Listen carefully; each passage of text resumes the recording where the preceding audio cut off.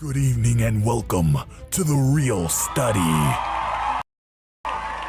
with your hosts, MrSniDBitS. So like two teams with that movie, it seems like either people love it or they hate it. Okay, I do too. I do too. Yeah. BlackGirlMarvel. I cried laughing. That was hilarious. Tylermakesfilms. It's meant for us to kind of contemplate. Like, I don't think his response to me is completely appropriate. Like, it makes sense that he would react that way. Allthemoviethings. I think the thing why I enjoyed it more too was the fact that we were going to talk about it from this perspective. Lieutenant Commander Ray. I could watch them. I never find anything wrong with them. I love them every single time I watch them. And this absolutely qualifies on that list. And me, the Real Study movie voice guy. I probably would have been in love with this movie as well if I had watched it earlier, like when it came out or maybe right after. Let's go to the poster wall. I need the document. You need the document. Good evening and welcome to The Real Study. My name is MrSniDBitS, and with me tonight we've got BlackGirlMarvel and all the movie things. No Tyler and no Lieutenant Commander Ray, but that's okay. They are doing their thing, and we'll see them next year, definitely. Sad. This is the final episode of 2023 for The Real Study, so follow along with us as we do discuss some holiday films. Of course, tonight's going to be The Preacher's Wife and Elf. Those titles are really short compared to a lot of the movies we've had in the past. That's throwing my brain off for some reason. It's very true. It's very true. But first, as we've been doing, we're going to discuss any other movies we may have watched in the last week, any new releases and or just newer streaming releases. And I know that I caught something. La, you were talking about maybe you did see the Marvels and wanted to talk about it. Is that true? Yeah, I think like a week ago, or I think it was like a week ago, I went to the movies and saw the Marvels. Listen, okay. These movies ain't perfect. Okay, these movies not perfect. No movie. Like by far, like none of these movies are perfect. Yeah. But I thought this was like a very nice, very fun, very like cool trajectory for Marvel. Like it to me, this this felt like classic kind of beginnings of Marvel. Like it breathed new fresh air into it, but still progressed the story, still showed where these characters came from. I don't know. I thoroughly enjoyed it. I thought it was so good. All the hate, I know. I hate to be like it's a misogyny thing, but like it just feels like a misogyny thing. Yeah. Like it's just crazy. Like I didn't see anything wrong with this. And then they were saying, like, I will say this, Marvel can't write a villain to save their life. Like for me, like a true villain, like a person who just wants pure evil. Like I don't want to be sympathetic with my villains anymore with Marvel, but I think that's the way that they're going to go forever. And I'll just go to DC for like villains just trying to kill people because they want to conquer the world.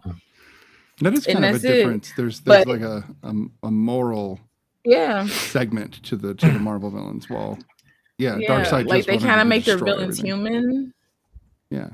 So I just want to conquer everything. I want to be the only thing roaming around or whatever.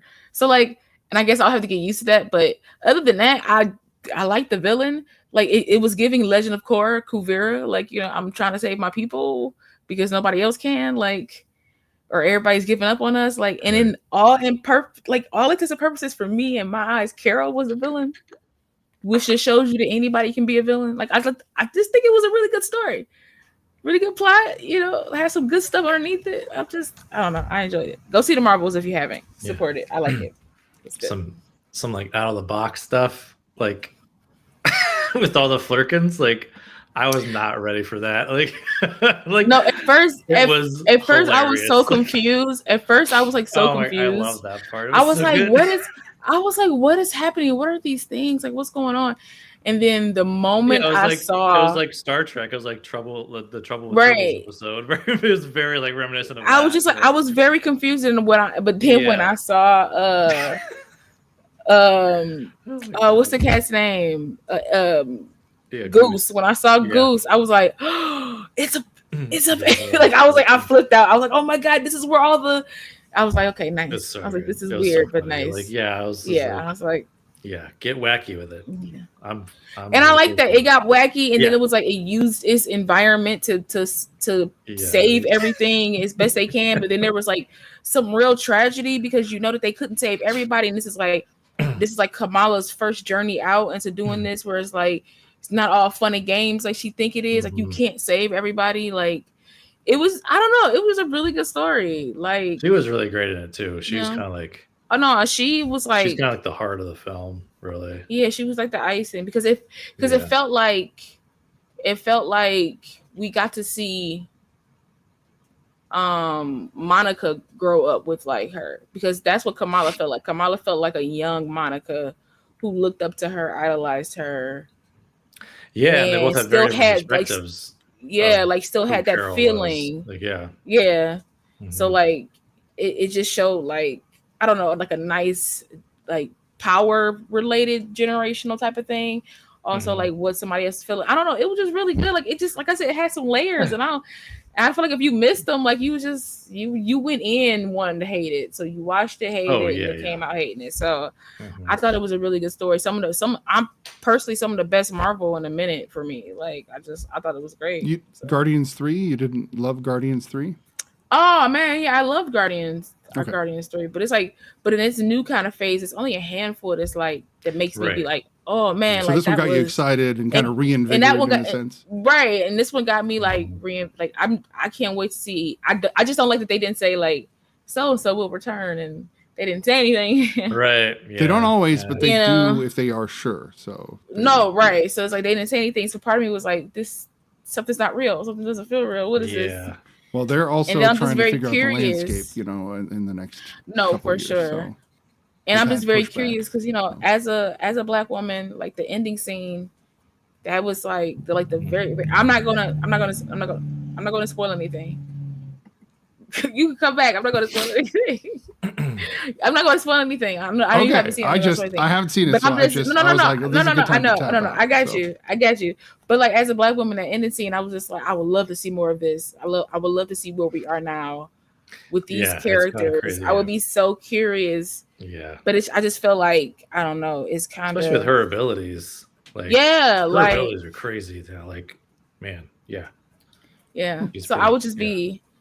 It would just be interesting, and then I just love that you see how far Kamala has come. You see how you kind of see how far everybody kind of comes, but then still where everybody has gaps in certain things that they need, and they support each other. I don't know. It was just really good.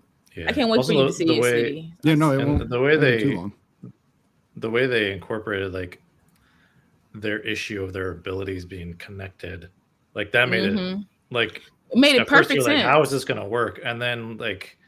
It made perfect sense. Yeah, it was awesome the way they like were able to develop it and like you know, and shoot it and really have just like really use it as a storytelling device. Right. You know, for it like didn't why feel they had stale to like, come together and it didn't feel stale. It could have went off the rails and been confusing and but they kept it in a nice pocket, and it was but they did a real good job with it. And people were complaining. I know people were like, I couldn't focus, and like them switching powers was getting on my nerves. And I was just like, really, people? I was like, that was like one of the coolest. Like while I was in the theater, that thought popped in my head when I remember hearing these, like reading these comments, and I was just like, this is dope. Back to what you said earlier. Like this is they're just looking for something to hate. No, I think they're literally looking at the internet every day, and they're like, "Oh, a woman lead, or a person of color lead, or director, like or something. Something's off. Something's not white male." Like they get really hoity about it. Well, and like another example too that I recently saw was like they're praising like Willy Wonka for like making so much in the box office, but it made less than the Marvels did opening weekend, and they're like, and they're talking about how that was a bomb opening weekend. But then I saw this. But Willy Wonka's like, I saw somebody cover this with 3 films, and they were talking about the Marvels, and they were talking about 2 other films that were almost the exact same budget, and maybe the marketing. The marketing would be a little different, I think, with a Marvel movie. You're going to have more money in marketing, totally. But other than that, the budget was the same, but the reception on films that don't hit the same mark as Marvel, people are like, "Oh, what a success!" You're like, what? But why is that a failure if this is success and they've both the same length production, the same, like, if everything kind of matches up, what are you talking about? That seems like a built-in bias that maybe the paid critics or the studios are trying to push this narrative in one way or another. I don't know where it comes from, but it's coming from somewhere. Somebody's saying it and making it a thing. But I'm glad we're pushing back on it because it's bullshit. Yeah, because I just thought it was great. Yeah, and it was like partial way through the movie, I realized this is a film filled with women of all colors and backgrounds. I was like, this is crazy. Like it had just dawned on me that and it's directed by like a black woman. So it was just like my brain was just kind of like I kind of glitched for a second while I was watching it. Like when they were all on screen together, I was like, right. What?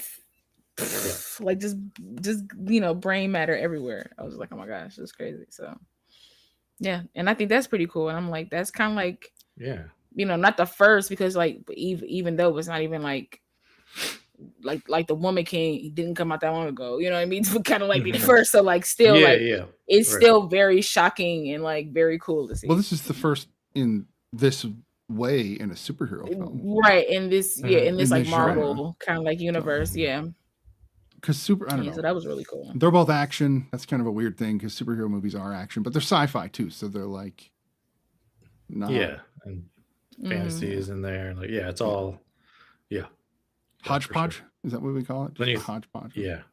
Then you throw like the Disney brand onto it too, and that's another element. I think it's like they're leading a huge Disney film, so but that was another element that people talked about. It's like, why is this one getting so much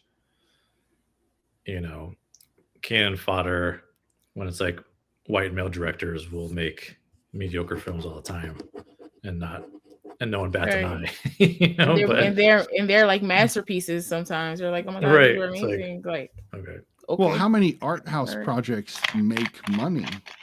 Like honestly, I would venture rare. It's not a lot of them. And for that reason, it becomes more about the art. So what's wrong with having a superhero film be about the art? There's nothing wrong with that. Yeah, I think that's where like, was it the Elementals? Was like a lot of people didn't really get that either because I think Chloe Zhao was trying to do that with, a Marvel film, and people just did not get it. Like, but those of us that enjoyed it did get it. Yeah, like, I saw what she was trying to do. And I liked it. It was different. Yeah, and I enjoyed that. I enjoyed that film in a sense. Yeah, I highly enjoyed that film. I was like, I didn't see everybody's problem. It's still connected to the world. Yeah, but it still had its own like kind of like voice, and like, I was just like, it's one of my favorites. I don't know. Yeah, I enjoyed it. So as of right now, and this isn't including streaming, because as soon as it goes on sale for digital or physical copy, it's going to go over its grosses and will have made money ultimately. Right. And that's what a lot of people aren't like getting is like, and one thing I think why physical media is so important too, another reason anyway, is that like DVD sale, when DVD was like in its heyday, and then like in a lot of ways went into Blu-ray as well, that was lumped into the ultimate revenue of the film. You know what I mean? Like they counted all that revenue. For some reason, people have forgotten that. Like we're not. They forgot that, and they only go by like theater. Right. Theaters like when it was only the theater, sell out your first week, you're trash. Right. Yeah. Well, and that's the whole idea that we're measuring these movies like by the dollar amount they make is utter just ridiculousness. It. All right, so these movies made a bunch of money because whatever. I don't care. Was it good? Because it can make a bunch of money and still not be good. Way of the Water made a lot of money. It's okay. It's not great. Right. Exactly. I know. No, facts. So like it wasn't terrible, but it was not the Avatar. Oh my God. I don't know. It just didn't punch as hard. Jake Sully. And the thing too is like if it doesn't make $1 billion nowadays, then it's a flop. Yeah, they've made an artificial like level that they want to reach things. Which we could get. That's all literally about capitalism because they've got to keep raising the bar. Yeah. and well, that's like, ridiculous that you and have that's to why raise I'm the like, bar every year. Right. Yeah. It's all about more growth every time, every Right. year. It's like there's only so much growth Right. we can have, And but sooner or later, movies Yeah. that won't make more than $1 billion. They just won't. Yeah, no. Like, no. so Especially if the economy keeps going the way it's going, like nobody's gonna have money to go anywhere, go see anything. you better start like, us on $1.50 theaters. You want us going to the theater, guys? Exactly. Come on. So you better be happy. You better be happy that that these movies are even doing what they're doing now. So, I'm actually cutting a that's why I'm little such piece about that right now. Yeah. Where I'm going to do a little 5-minute piece, my own cool. aside about theaters, and because we're teetering right now on whether or not they're going to stick around. We'll see. I hope. I even though I don't go, I think it's an experience people should have an option to go to do, and not just a little like, tiny theater either. Right. Yeah. Because I have to go to like for me, it's I have to go to the movie theater to like watch these movies. It doesn't matter, like, right. Like I saw Die Hard, recently in theaters for the first time, and it was like watching it for the first time. You know what I mean? Yeah, no, neither of us would have seen it because we were both. Yeah, exactly. Yeah, I grew up watching it on VHS, and everything, and like on TV, and like I've seen was it like 2.5 literally countless times. That's yeah. fair. Nobody was. If they were taking you to the theater, we were mad at your parents. Yeah. I mean, my dad would probably do something like that. But I went to the theaters and saw it too for the first time ever in my life. So the first time I've ever seen Die Hard was on a big screen, even though it was like the power years of later. The theater experience, though, but it was great.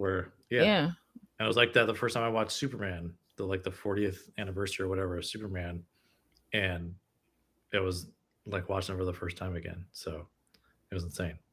Yeah, but crap's getting thrown around in the chat. Oh yeah, gotta do it. But yeah, like that's just the power of like theaters, a theater experience, and like and going back to like a lot of the other stuff we've been talking about, like that's why I'm such a big proponent of like we have to support these filmmakers, like films that are done by women and women of color. We have to support these like mid-budget films that are original films, like The Creator. Like I actually really love The Creator, and like there's so much to love about it. And it was like considered like a mid-budget film, even at like $80 million budget. You know what I mean? Like they did incredible things. Well, yeah. Remember when 80 million was like Die Hard was like 49 million or something? Right. Like yeah. Wild. And like now it would be, 3 times that much. Right. You know what I mean? And it's like, but there would have been a lot more studios CG like in Die Hard. Yeah. The studios like A24 is bringing it back to like 18 million, 24 million, kind of like more smaller. What's Civil War? Like that, that's their most expensive. And making very quality, movies, what I'm saying, films. Yeah. Let's see what the budget is on that, because that's going to be their big one. Yeah, that's already been confirmed that the Civil War is their highest budget film. Oh, it doesn't say. I guess they, we won't really get to see. But that's kind of their thing, though, too. Like they're wanting to like they made that announcement where they're wanting to like kind of go off into, touch on the bigger like neo Hollywood, if you will, films. Like so 75 million. Wow, that's big for A24. That's yeah. They're banking on that movie. They really are trusting that that Garland's got he's got his act together. I think it's funny, like on the poster, how it doesn't mention men. It is like the director of like Annihilation and Ex Machina, but then it's showing the like stylistic movies that he's done. Yeah, like, right, exactly. Yeah, it's interesting. Those are closer to. Yeah. Don't get me wrong, Annihilation was a mind fuck. Oh, I'll just use the word that was just holy crap. That movie gives me the heebie-jeebies, the willies. What do you? I don't know. The movie creeped me out. Yeah.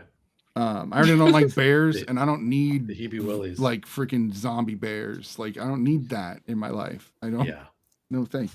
Just that whole end sequence. So I've been watching a lot of movies this week. Weirdly, I don't have time as much anymore, but I've been like powering through a few. I just got done watching Jingle All the Way, which I haven't seen in forever. Which is, of course, I'm watching way too much Christmas. But I did watch Dial of Destiny, which I've been waiting for on streaming, and so it did hit Disney, and I gave it a shot, and I did not like it. It is my least favorite Indiana Jones movie to date. I liked it less than even Kingdom of the Crystal Skull, and everybody's gonna think, "What's wrong with MrSniDBitS? Like, why is MrSniDBitS talking so much trash about this?" Well, movie? I mean, this wouldn't. I mean, let's be honest. This wouldn't be the first time people would have asked that.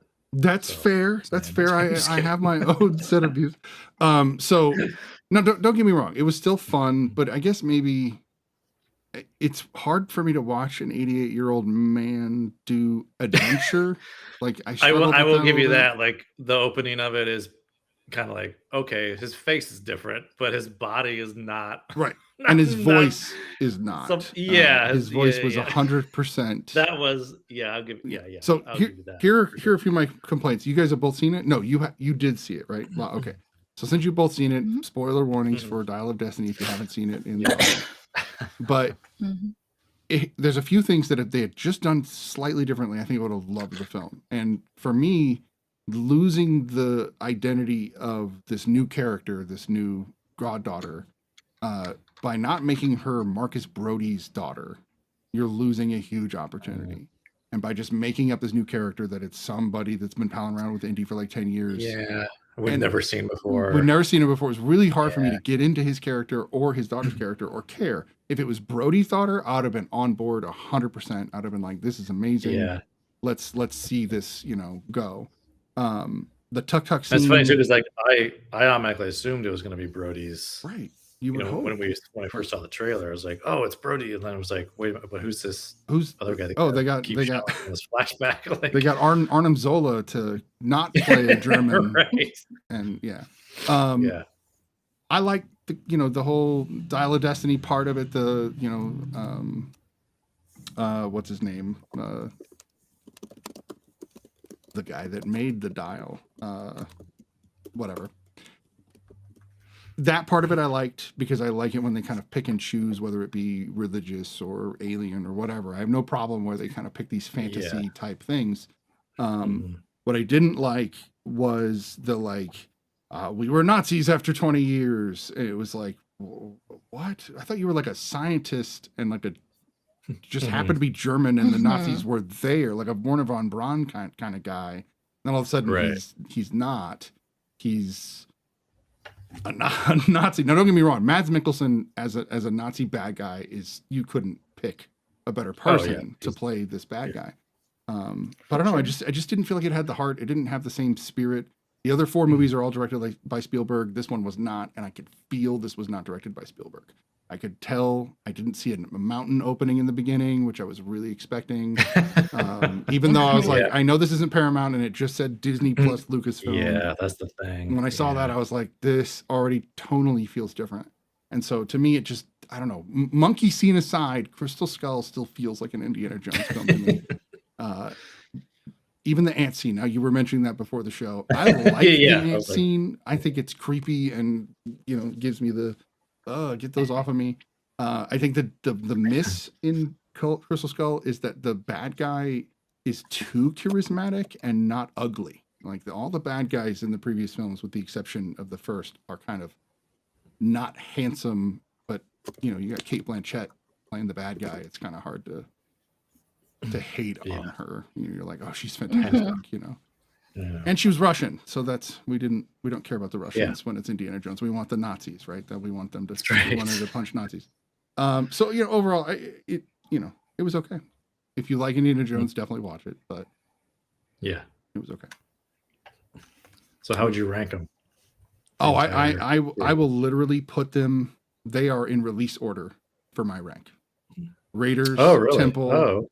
Last Crusade, Crystal Skull, and Dial of Destiny in that exact order. Interesting. They just got worse slowly. It's basically how I'm very much the Last Crusade over Temple of Doom. Okay. But I can respect that. But I don't know. Temple of Doom is the one I watched, I think, the most as a kid. So it's sunk into my heart. It was the opposite for me. Yeah. Okay. It was Last Crusade all the time. Yeah. My sisters loved the Last Crusade, so I did see it a bunch of times. But we was never my jam. And now as an adult, I keep going back as an adult. I've been an adult for forever. Now I go back to the original films in almost every series and kind of stick to them. I'm an Alien, I'm a Raiders, I'm an Iron Man, I'm a I love those original films. Matrix. The Matrix, and nobody disagrees with that one though. Everybody's like, what? Those other three put together don't even match the first one.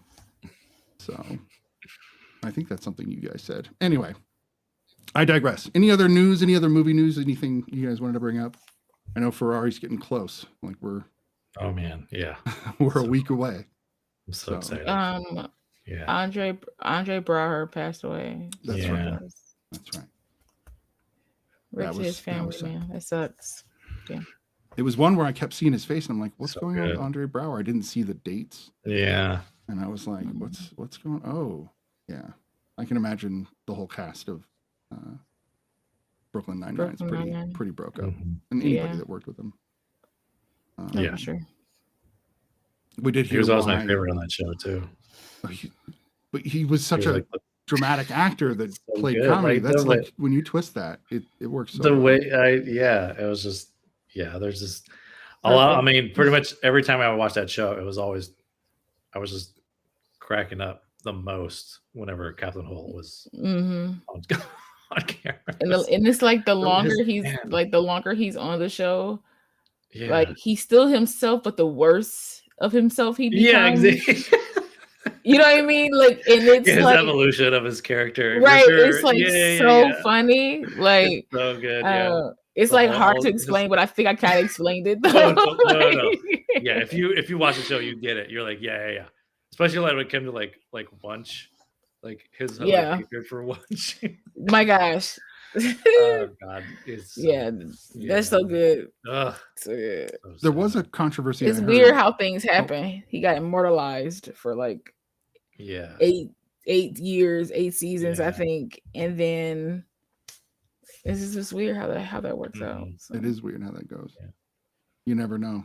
There's a new controversy that I did just remember that has been stirring through movie talk and the movie world, and that is the continuation of studios trying to put out trailers for musicals minus the music, so that you think it's just a movie, and you go and you sit, and then you're infuriated after you paid your $12 to watch a Wonka musical. Why are they trying to cause a riot or something? I could just see a whole bunch of people getting mad at theaters and not getting mad where they supposed to be mad and destroying like theaters. I just see ignorant people destroying theaters.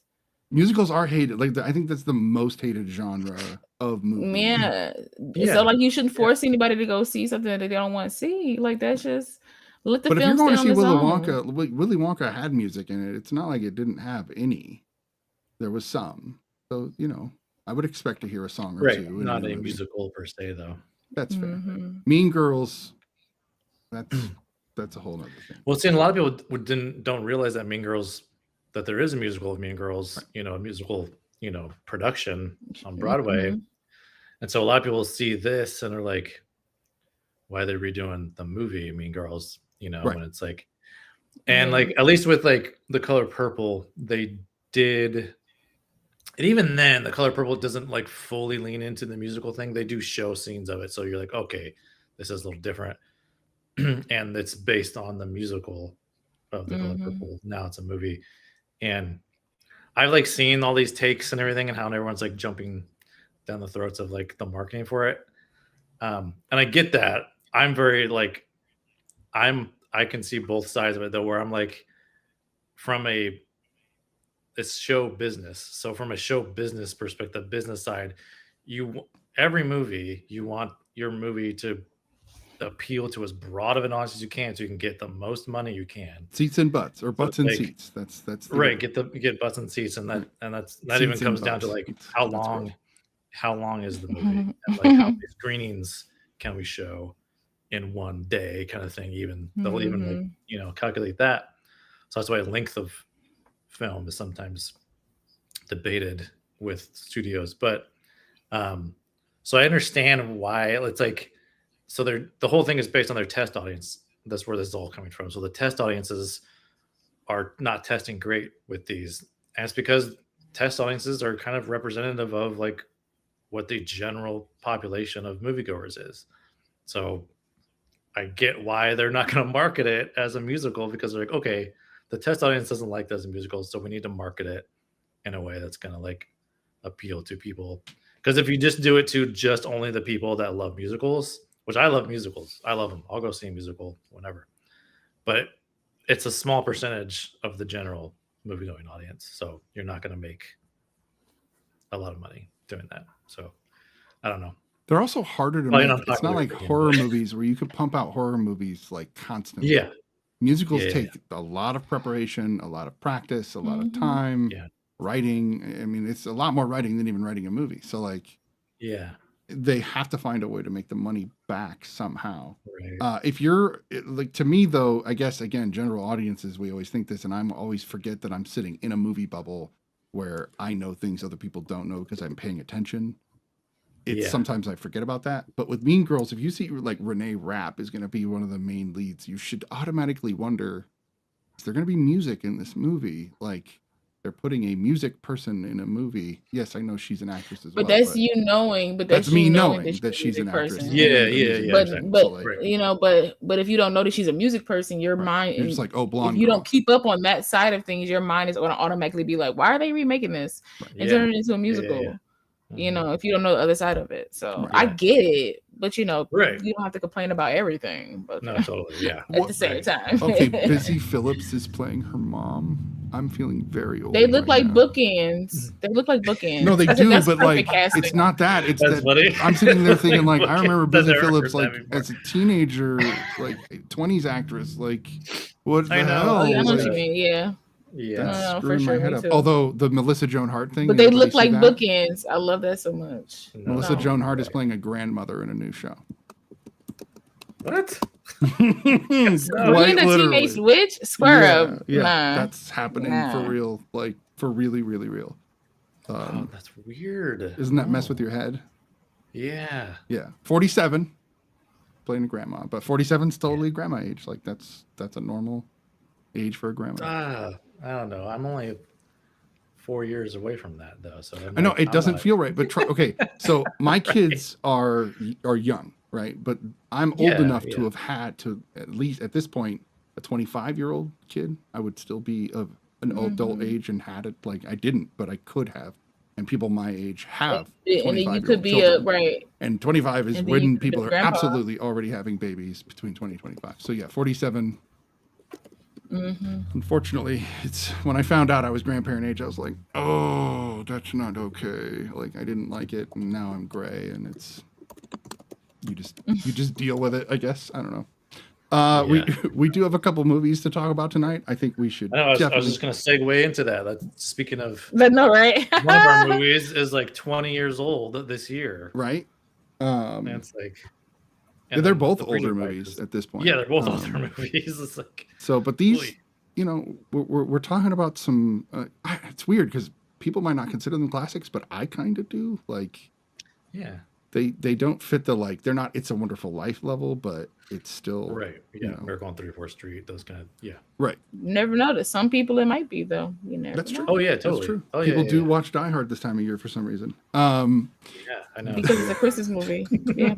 So let's start with The Preacher's Wife. This is a 1996 film directed by the late great Penny Marshall, who also is best known, I think, for Laverne and Shirley, and of course, League of Their Own. League of Their Own, which is what I was thinking of. Big, of course. That's probably the bigger one, maybe. League of Their Own, maybe. I don't know. League of Their Own's pretty. This one, of course, stars Denzel Washington, none other than the greatest actor to ever live, according to John David Washington. Or to me. Or to any. I actually put him up there pretty high. So yeah, I think maybe we all agree with his son. And then, of course, it also stars the late, great Whitney Houston. And I know that we have one of the biggest Whitney Houston fans right here on the panel. I have two Funko Pops of her. Nice. She's immortalized in so many ways. And then, of course... I was actually watching this movie and going like, Bri probably loves this movie because Whitney Houston just singing and being all beautiful. I was like, I know Bri is big. I don't care what this movie is about. Yeah, I was like, he's big in this. So they brought other big, huge, music names into this movie, which I thought was great. You've got Gregory Hines, who's playing the antagonist, if you will. and then you've got Lionel Richie. Like what? Lionel Richie's in a movie. And the same thing with Whitney Houston. Like she didn't do a lot of movies either. She did The Bodyguard. She did this, and I think that might be it. She didn't do a lot. Courtney Vance. She's been waiting to exhale. Well, there we go. Okay, yeah, there were a few, but she didn't. It was a short run before she quit. Right. Yeah. I always remember Paul Bates from Coming to America. I always remember him from that. She did Cinderella. She did the Cinderella movie too. Oh yeah, she did the Cinderella. Yeah. Okay. There's a couple of Coming to America folks in this. Yeah, absolutely. I noticed the daughter played the lawyer. Yeah, exactly. Yep. Yeah. But yeah, so this is a remake. Don't forget about Loretta Devine. I was not going to. I wanted to mention her specifically a little bit later because there's something magical about her. She's just she's warm. You always can't let a girl go. So we're mentioning her now, but yeah, I totally love her. That's why. Go ahead. So yeah, this is a remake of a 50s classic starring. I wanted to say Clark Gable, and I'm dead wrong. It's the other big leading man in a similar era. Come on, brain. You guys should know who's the leading man of the original. Okay. Nobody. Cary Grant. Thank you, Cary Grant. That's what I was trying. I was thinking that, but I wasn't. I said this earlier and I remembered it, but then now, of course, I forget. Anyway, simple story. I was thinking that, but I was like, it can't be that. The originals. Yeah. Same premise, but... had you both seen this before? Was this your first, second viewing? It's my second time, I think. Yeah. This is my billionth. Billionth time. This is, I think, my second. This is like a movie I grew. This is like a movie I grew up on, like in my household all the time. So yeah. Well, I do want to hear from. I always remember that song. So the song that plays during the credits that Whitney sings, the Step by Step song. The one at the end, like the end credit. Song. Yeah, I remember that song being just around the time when this movie came out was like everywhere, and it's actually literally in my head right now. Like, so even after the movie too, it was just stuck in my head. But like an earworm, like just really stuck in your head. Yeah, I love it. That's awesome. It's good when it's a good song, right? When it's one you would enjoy. He said it's the most beautiful earworm ever. It's not. It's not good when it's like from the window to the wall, and you don't want to hear that right now. You don't. No. Hilarious. So. I just want to say one thing about Denzel, and then I want to hear from both of you guys. That suit. No, how about you go first? Okay, I mean I can, but that suit on Denzel. I mean, wow, like it. That was the I don't know. Whoever put that suit on him knew exactly what they were doing because I've never seen him look better in any film. I think he looks near perfection, which is perfect because he's freaking playing an angel. So it makes really sense. Really well put together. Yeah. But I don't know. Yeah, it's I want that suit. Like I'm kind of stuck on the suit. I'm sorry. The movie, it's a little hokey. I mean, it's got hokey moments and it's fine. I'm not a churchgoer, so there's a lot of church in this movie, but that's okay because it works. It definitely has it's called The Preacher's Wife. Well, I know. but it works in the film, in the context of the film. Yeah, They're not preaching to you. They're telling you about this man's story and how he needs to re-fall in love with his wife. And so I do like it. I like the hokiness. It feels 90s, which fits, so it feels like a classic now because it is a 90s film. And it's just funny because watching Denzel play more of a comedic role is something you don't see as often, and I really felt very he made me want to smile and be good to other people, but at the same time he was a little shifty. So I kind of liked it that he had a ulterior motives, but still had to hold himself back. But yeah, I do enjoy this movie. I enjoyed it way more this time than I think last time, and I didn't hate it last time. But this time I was like, okay, this is a good message, and I got to see this guy get his mojo back, I guess, his preacher mojo, if you will. Who would like to go next? I'm gonna not pick someone this time. So let you guys go. Oh no. Go ahead, La. Okay. You've seen it the most. Huh? Oh, she was gonna Rochambeau you. La, go ahead. Oh, she was up there Rochambeau you. Oh yeah. So let's go, man. No, I mean, this is a movie that I grew up in. I grew up on we had the VHS. I'm pretty sure I have VHS somewhere in storage. Mhm.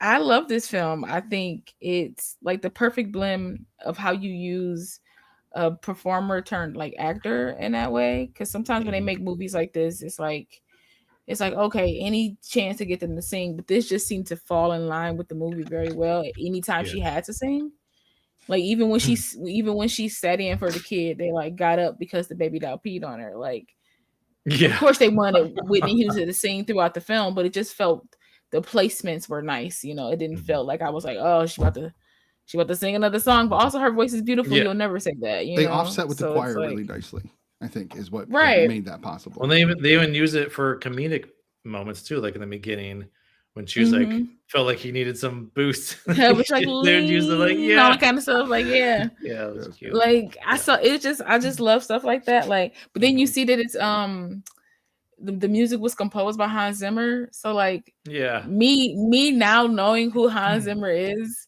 I hear the music differently now. Like, you know, I think that's like the power in like going back and rewatching things that you didn't know, because like I'm sure Hans Zimmer by this point was still like an amazing composer. Like he's been around like forever, but like I wouldn't have known that. And now that I know that, going back and listening to the music is like, it gives it a whole different, like I have a whole different ear now, and it's just like that. So it was like hearing that music in a different way, but it still felt nostalgic when I was a kid.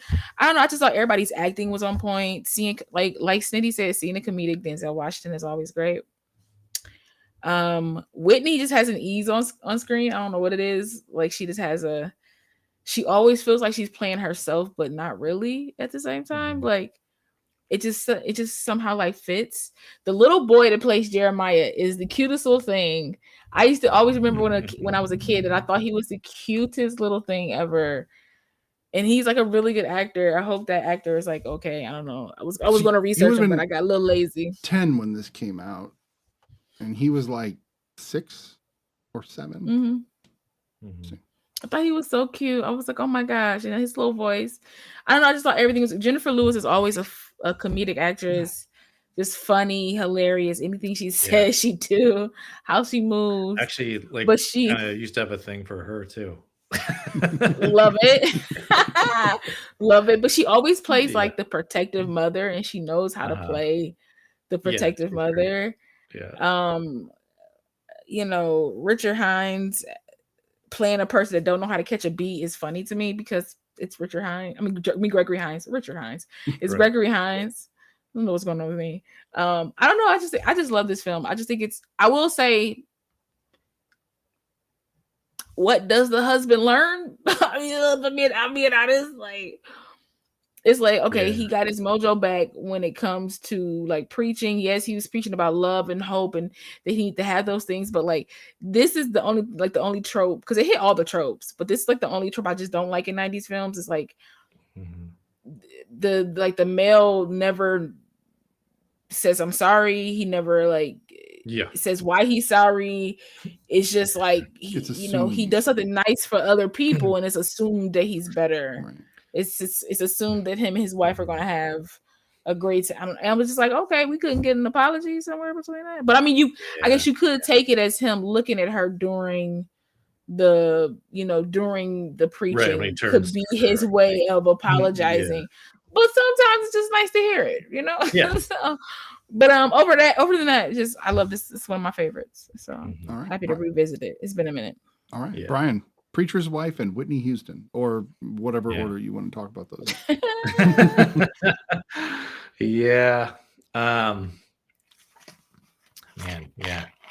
She's gorgeous. But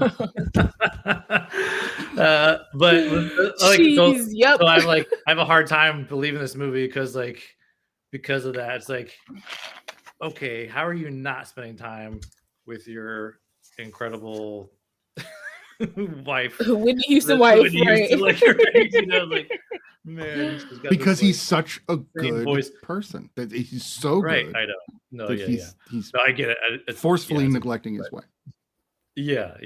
And also like Denzel and Whitney together look pretty good too. Like it's like man, Super Babies. Is that what you're talking? Not be looking that good together. I was kind of realizing that, like, as I was watching it, because now I'm watching it with like older eyes, and like I was just kind of like, this is kind of nice. So like, this is pretty. Like, does she just have chemistry with everybody? Like, because when they were in. I mean, it could be both of them, because it's like when they were in Jazzy's and she was singing, I was like, Denzel, I don't think you acting right there, brother. I don't think you're acting. I love her mother's reaction. Oh my Lord. Oh my Lord. Like, you could see it. They were glowing. Like, they were shining all over the place. Anyway, Brian, go ahead. Sorry. But this film just feels like cozy and warm, and just, you know, like, it's one of those ones that you can kind of put on the background too, and just like, it's just, I don't know, it has a lot of like, I forgot how much of like kind of like Christmas spirit, if you want to call it, like holiday kind of spirit that it kind of gives off. And it is weird seeing, for me anyway, seeing Denzel, you know, like doing this kind of like comedic romantic kind of role. You know, I mean, God, he's just so damn good. But he's so kind of. Would you wait for him to like kill her or something? Like, I'm waiting for him to like go off this like crazy monologue. He actually Lucifer. You know what I'm saying? Right, man. Yeah. I mean, considering he might be. I mean, he would definitely draw you in. I love the joke too. Like, his name's Dudley. It's like, oh yes, the angel Dudley, of course. How did we forget about the angel Dudley? You know, it's like, yeah. And the fact too that, like, you know, angels used to be here on Earth, and like, so he still has those like human elements to him, like, you know? tendencies, that, like, the desire is still there, like, he's, you know, but he's still got a job. I was thinking about that. I was trying to think about like when he died, because the mother, Whitney's mother said something about she'll be here until the new year, which means the new year is coming. So more than likely they're in 1999 probably, because she was like, I'll be here until 2000, and the new year was coming. So I'm assuming, even though this is like, this was like released in 96, I feel like it doesn't take place. It's really only 4 I don't know. I don't feel like it took place. Like modern I mean, but day. it could. I'm sure it was modern day, but I mean, I'm just saying, like, Back to the Future don't look like what it's supposed to look like in 2023. I'm just saying. I'm just saying. But so I was thinking about it, and then when he was dancing with her, he was saying that she was like, "What do you call that?" And he was like, "I call it the Popeye." And the Popeye is a dance that came out in 1962. I looked it up. Nice. And he was talking to Jeremiah about, like, you know, something his mother does, and he was like, she still does, like, she still feels sad. So like, his mother's still alive, so it's possible that he died in around 1962 sometime. But as a young man, and that's why he's like, what, 32? But as a young man, because he was like cut down in his prime, so he got to be like mid-20s or something like that, you know, or, you know, I'll say like 22, 23, something, 24. Because I mean, you know, it's Denzel Washington, but I'm just saying. But I was really thinking about that this time. Like, that's where my brain went. I was like, okay, he's still like worldly. He's still like, even though he's still off by some decades of like how dance and social people are and stuff. So 42. Like, he might have died at 62. He was 42. Oh, when he did this role. 42. Dear God. Love it. Man. Yeah. But anyway, like, yeah, no, I think I liked it more this time around. But it's been so long since I've seen it too, you know, so it was great to like revisit this one. And I remember always liking it. Not just because of the Whitney factor and the Denzel factor, but it's good to revisit that. And and Lau, you made a good point too, of like, yeah, they really do a good job of like getting, I mean, because she comes from a gospel background, you know, like she grew up in that. So it was like, I mean, this was old hat. That was nothing for her to like revisit. Exactly. Yeah. So, and like, it really, she just felt organic in that whole situation. I mean, and like, I would love to know too, like, what she brought to it, like those elements of like her experience singing gospel and everything. So, but yeah, it's a good one. It's one I think more people should add to their holiday. Yeah, I agree. Circulation. I think it's one that gets lost in the sea of like funny Christmas movies, you know, like kind of like, it's even though positive this Christmas had movie some that doesn't really have good depression funny in it. moments, like moments I remember laughing at as a kid, but then now I was like, oh, that's really funny. Like that's like kind of being like, oh, I get that joke a little bit better now. Like I got it a little bit back then, but like I got it way better now. So like, I don't know, like I just, it kind of shocked me how funny this film actually is, like how comedic it actually is. So no, yeah, it absolutely is. I want to give Courtney Vance a lot of love for this film because he plays kind of this droll character, and then at the end he really does have to take it up a notch, and he can bring he's like in full preacher mode. He's like it's great. So he does a great job of keeping that tamped down for the entire film until he's got to let it go, and then it works. I think. No, Courtney B. Vance is actually he's like a very underrated actor in my book. Like he doesn't really, I'm not gonna say he doesn't go out for a lot of things. I mean, I don't know his schedule. I don't know what he does, but it seems like the things that he does go out for that he gets is like very strategic. So I just feel like he doesn't just accept anything that comes his way. Now is he married to Angela Bassett? Angela Bassett? Yeah. Courtney B. Vance, he's married to Angela Bassett. Yep. So there's since like 97. that whole like waiting to exhale. Right. They've been married for like years, like a long time. So while you were talking about Hans Zimmer, I was looking him up, and one of the reasons I think he did this movie, because you'd be like, why did Hans Zimmer do Preacher's Wife? Well, he also did A League of Their Own with Penny Marshall, and so she probably was like, hey, dude, would you come back? Because he does tend to work with the same people over and over again. With the same people, totally. right? Yeah. But I was trying to think, well, is there anything he did before 96? And yes, he did dozens and dozens of things that were like epic. No, for sure. When I think of Courtney Vance, my brain always goes back to Hunt for Red October. I always remember. Oh yeah, yep. That's right. He's really good at that. Yeah, no, because he's on the Dallas. Oh, come on, brain. My brain is not picking up actors' names tonight for some reason. I mean, everyone's in that movie. Yeah, I know. Scott Glenn is the one I was trying to think of. So Scott Glenn playing the captain, and then. And it's funny because like Denzel was in Crimson Tide, you know. So there's like they've been in like sub movies, and no, it's for some reason I've never been in a sub or served on a sub, but for some reason everyone, at least in movies, everyone is sweaty as hell on submarines. I can imagine though, like both in Hunt for October and you ever sit in a car in the summer? Yeah. I'm sure the circulation's not great, but keep the windows up. Yeah.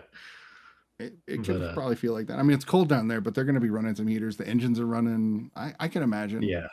Maybe it's not just sweat though. Maybe water gets in a little here or there. Maybe, it's kind of moist, I mean, like down there. When we're in the Gulf, like the walls of the whole ship are like just dripping. Like it is gross. Like the whole ship's just wet all the time, like from condensation and the heat, and it's pretty bad. So you were in the Gulf of Mexico? No, yeah, exactly. Yes, the Gulf of Mexico. You're talking about the Persian Gulf, right? I assume. Yeah, exactly. Yeah, whatever we say. I was like, Gulf, you said the military. Gulf. I'm like, I know that when you're talking military, it's likely the one in the Middle East, not the one over here. Like, what is a boat doing in the Gulf of Mexico at all? An aircraft carrier. Doesn't go to the Gulf of Mexico. So were you on a super carrier? This is totally an aside. I'm sorry, but were you on a super carrier or were you on one of the standard size carriers? Well, I'm not sure when they designated super carrier, but I was on a Nimitz class carrier. Is that the one that's got the like jutted side? It's like the runway's kind of at a weird angle on the boat. So there's two. One is like angled off, and there's the one that's straight. But there's multiple catapults and everything. So they have. Like, I guess it would be like classified as a super carrier. What's that? They can launch from like two separate catapults. I mean, they're both forward towards the front of the ship, but they run sideways on the jetted one. Yeah, we should talk about this. Yeah. I do find this stuff fascinating. We had to learn everything. Like we had to get what's called the air warfare designation if you're in the aviation community, and you have to learn everything about the aircraft carrier. So we had to and then there's like an oral board and a test. So he had to like go through the whole ship and learn all these different things about the carrier specifically. And it's so I like know a lot about an aircraft carrier more than I thought I ever would. So yeah, interesting. We will talk about that another time. Yeah, maybe we should do a submarine movie. we'll do the Widowmaker. We'll do U571. We can't do Crimson Tide because we aren't in it, but we could do Hunt for Red October because I don't think Law said she hadn't seen that one. Yeah, you seen Hunt for Red October? Law? Yeah, but I don't remember it. I seen it like once, like in my whole entire life. So no, I don't remember it. It's a movie where they get a bunch of British and Scottish guys to play Russians. It's really weird. Sounds about how he was. Russian. That's the case, then. Yeah. It's just I'm just thinking Sam Neill of like, wait, Tim Curry? What is going on here? Yeah, that's right. It's weird, but it's great. Oh I mean, it's my favorite Jack Ryan movie. But anyway, it's pretty good. Yeah. So, do you guys like the Whitney Houston? Yeah. Do you like the kind of parallels to It's a Wonderful Life has a lot of the same kind of notes within it. But they're not depressing in this movie. Like things are bad. Like the kids, in court, that's not good. But I never felt like, oh shit, I'm depressed about this. When Jimmy Stewart goes through his hell, I start to get just downtrodden through the film until the end, and that's kind of the purpose, is it brings you up. This one, it kind of just keeps you going and then lifts you up at the end, which I think I like. Yeah, I mean, there was the element of Hakeem going, that getting was sad. Yes, taken away too, where it was just like, oh man, it was like a really heavy bit to me anyway that I noticed, and that it really wasn't. I know it wasn't the focus of the film, but still, it's just like they really kind of like went through it quick, and then it was nice to see like, oh, Hakeem's back, and he's like, But I like that they had beats throughout it where you see that the son is visibly upset. There's like at least 2 beats where you see him physically upset, like throughout, however many multiple scenes. So I like that they just didn't the boy didn't go away and they kind of just dropped it. Yeah, exactly. It still felt part of the story. So when Hakeem did come in at the end, it was like, oh my God, I missed him, because now they hadn't talked about him for a little bit, and when you finally see him, I was like, I missed him, even though the boy barely said any words. Right, I know. He said 1 or 2 words, but still, you can get attached to somebody else through a character. That's what if they talk about a character enough or endearing. I also love the moment where Denzel's teaching him how to spell, and he's teaching him how to spell Hakeem's name, and he's like, capital H, Hakeem, he was like. He's like, it starts with an H, and he's like, ends with Hakeem. Yeah, yeah, that's great. Yeah, and it's I remembered a lot from this. I was mouthing it as I was watching it, so it was great. And his whole little toy ambulance. Had sirens. He was like, oh, oops. I'm being a little too powerful. But then it comes back, and it comes back at the end. He's like, yeah, it has a siren now. Yeah.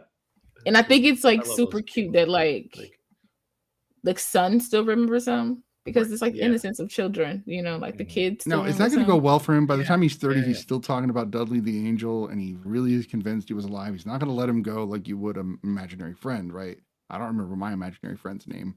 Most people don't.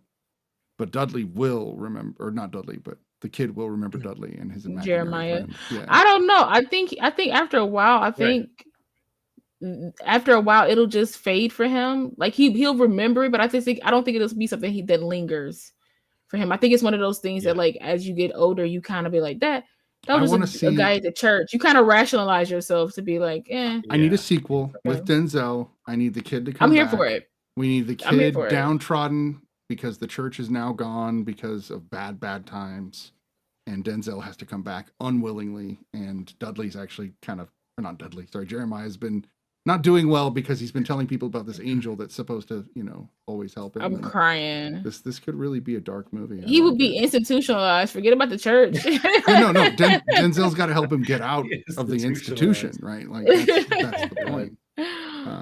Yeah. No, I just think it was because he was like, my parents still don't believe. It's been a year later. His parents still don't believe him. I think after a while, Right. Him and Hakeem growing up together, going to school. I think after a while he'll just stop. Yeah. Just stop bringing it up, and it'll just fade. It'll just fade. You know. Makes sense. Yeah. So, yeah. Well, why don't we rate? But I still want to see your movie though. Well, now I have to Preacher's I wouldn't Wife mind. 2. I wouldn't mind it.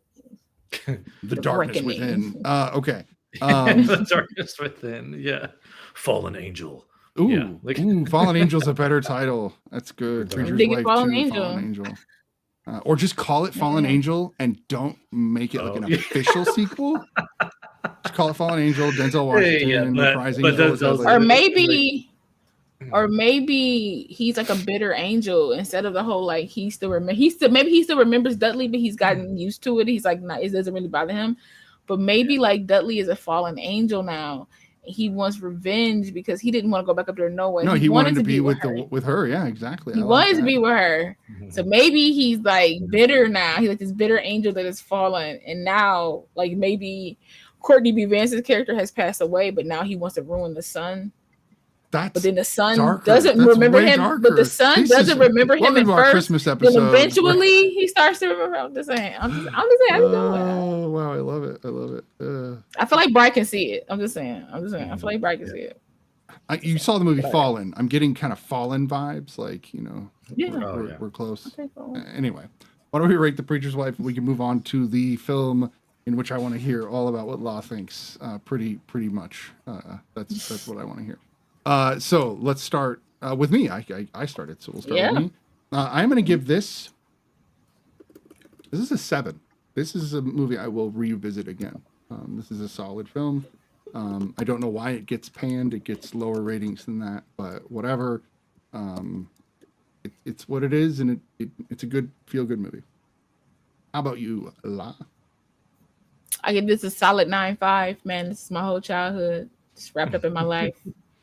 There's nothing anybody can say is bad about this film. The only thing I don't like about this is Gregory Hines and tap dance. Like that's the only thing about this film that, to me, dropped the ball on. Somehow they could have got him tap dancing somehow. Other than that, I thoroughly enjoyed this film. It's just one of those like Seventh Heaven like films that it doesn't need to be overly complicated. It's just beautiful and it works. So yeah, 9.5. 9.5. Brian. I'm gonna give it an 8.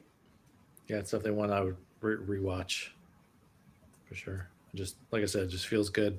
Yeah. Is the Whitney factor like multiple points there? I'm just curious. Like, yeah, that's like, yeah, it's definitely. If Whitney wasn't in it, if it was Whitney and Denzel, anyone else. Yeah. I'm kidding. All right, let's move on to Elf. So this is a 20-year-old film. Yeah. That messes me up. And this one is a story about a young man who is accidentally taken to the North Pole as a baby because he climbs into Santa's bag, if you will, and is not taken back to the orphanage, but just raised by them for some reason. But whatever. I mean, you know. And we get to see Will Ferrell like, that's crazy. As an adult elf, human-sized elf. La, what did you think of Elf? Okay, so as everybody on the panel should know, as you guys should know out there, I am not a really big Will Ferrell fan, like at all.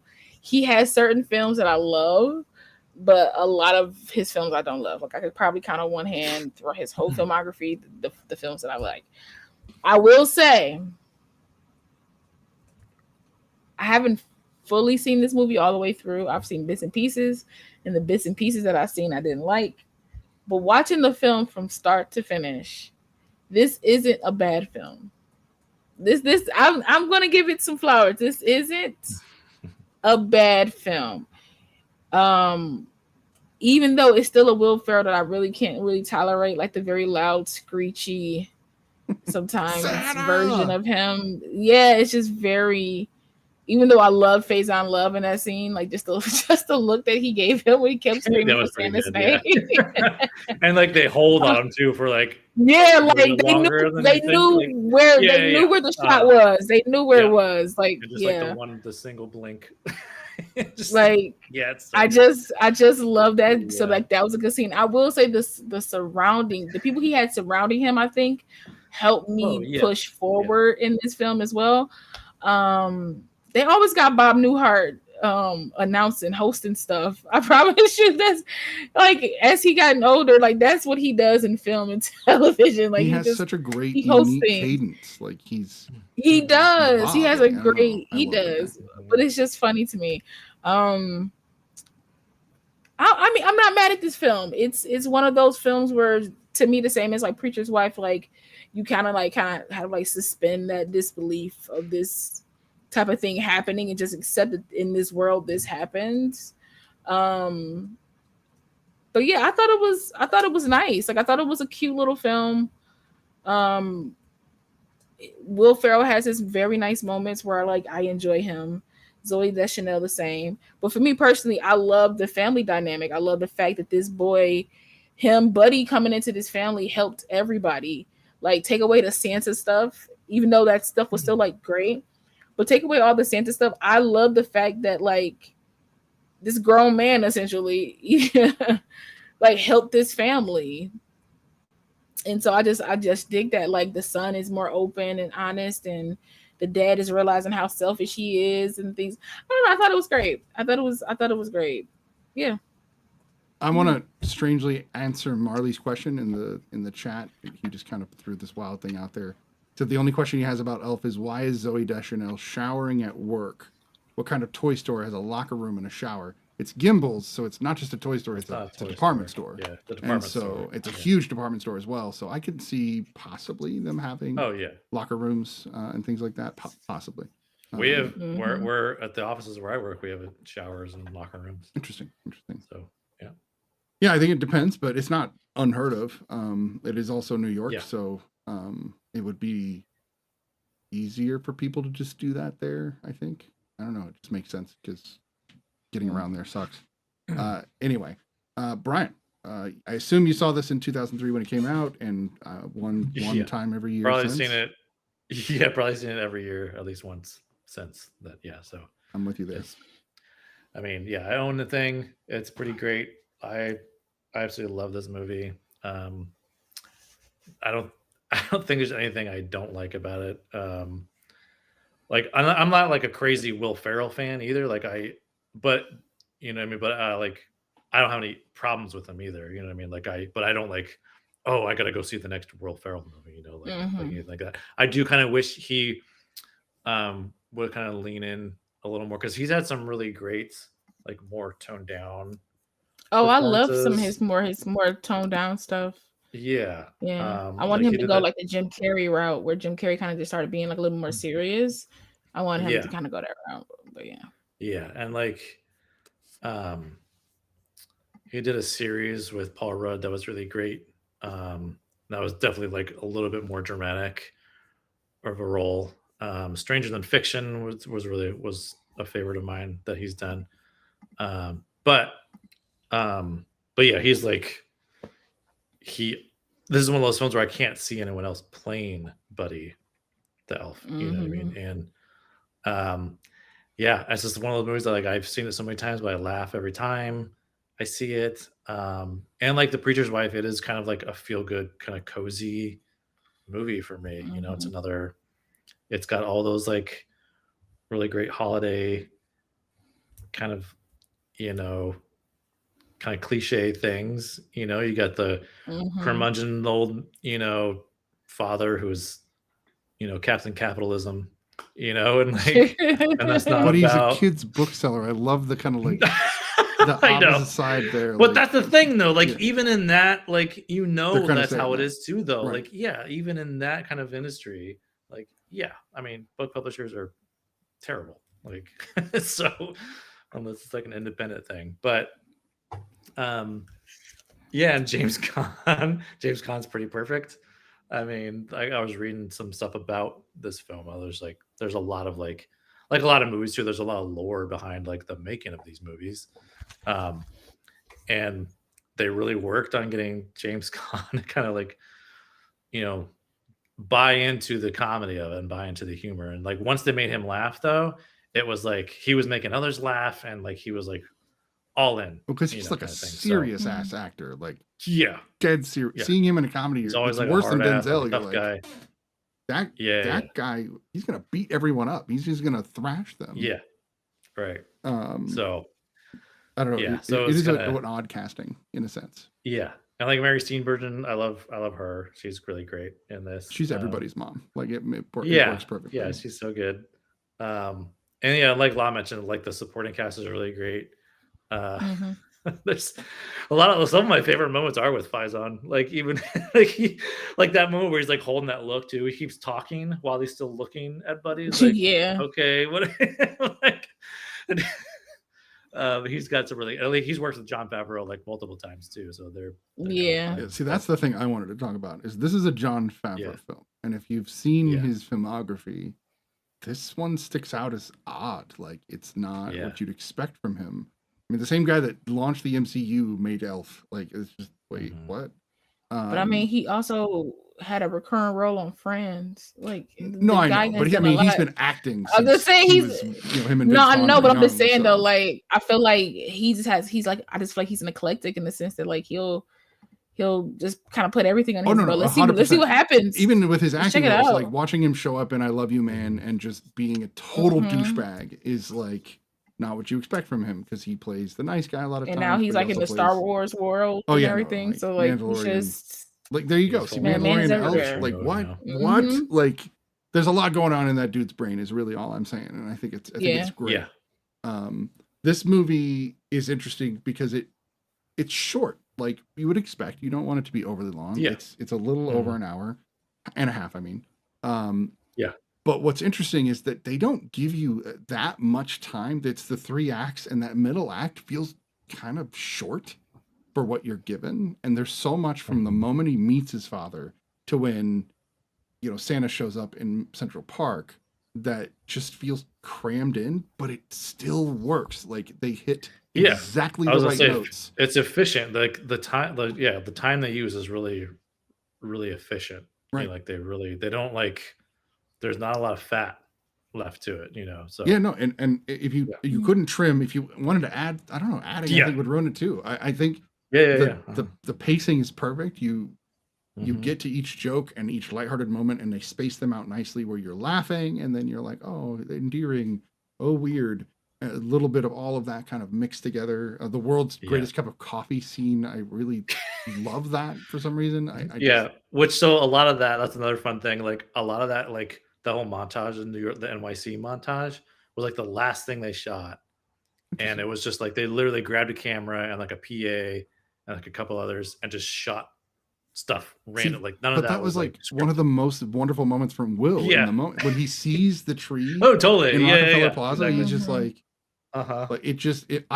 that's when I start to warm up to the movie and start to feel the Christmas spirit. And then once Santa comes in and like the singing and it's like he's an artist, Favreau. Like it's the crescendo there is so perfect that I cry every time. I'm always like, oh, it's Christmas, it's wonderful. Yeah, it does. Every time. Know. Yeah. It is. Yeah. So, but it makes you laugh all the way through, and then makes you cry. And that's what a good, uplifting movie should do to you. It should make you tear up at the end and go, Christmas spirit is still with me. Like that's why I watch it every year, because it does. Let me ask y'all a question. Sure. Let me ask you a question. I need to know. Maybe I'm crazy, maybe I'm wrong, but let me know. Is there any moment in this film that the father seems like he's enjoying Buddy being around? No, but I think that's James Caan personally. I think that's his, just who he is. No. That's a fish out of water in this movie. But it's one of those. But one of those things for me is that, like, again, one of those things that happens in film is he apologizes. He's remorseful, but I'm just not getting why. Is it just because you were mean, or is it actually because you did like him, but it's just that you don't see moments of like maybe he makes him smile, or like those little inklings that like he's breaking down that wall he has up for me, for that ending, for me to be like a good payoff for me.